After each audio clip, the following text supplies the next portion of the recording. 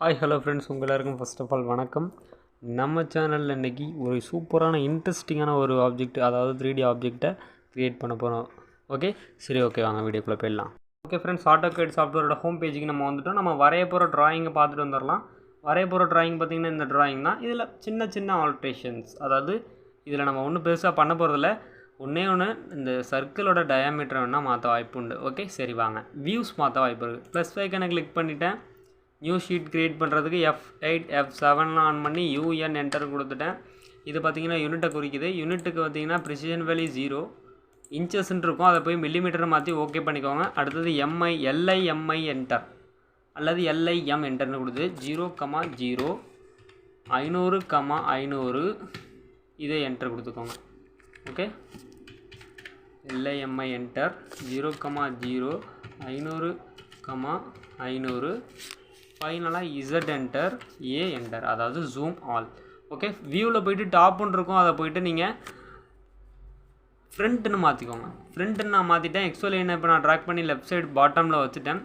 கார்னரில் சர்க்கிள் எடுத்து டயாமீட்டர்ன்றனால நான் D என்டர் 50 என்டர், டயாமீட்டர் 50க்கு நான் வரைஞ்சிட்டேன். ஓகே, அகைன் அதே மிட் பாயிண்டில் D என்டர் 24 என்டர். ஓகே, இந்த மாதிரி நான் வரைஞ்சிட்டேன். இப்போ லைன் எடுத்துக்கிறேன்.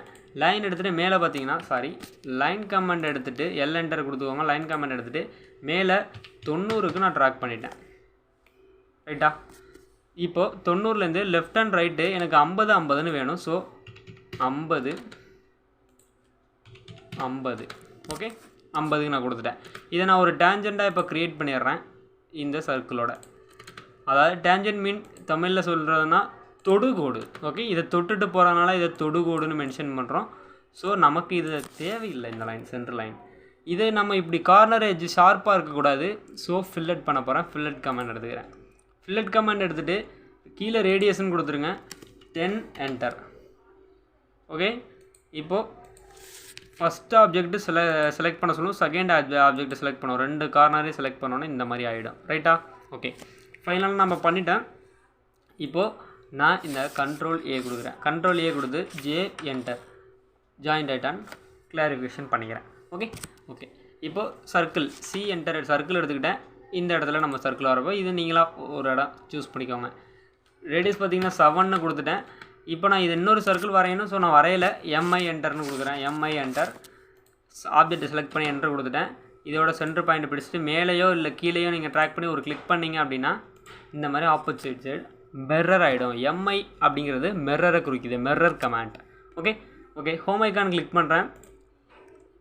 அப்படி இல்லைனா -V என்டர் SW என்டர்னு போனீங்கன்னா சவுத் வைஸ் ஐசோமெட்ரிக்கு மாறிடும்.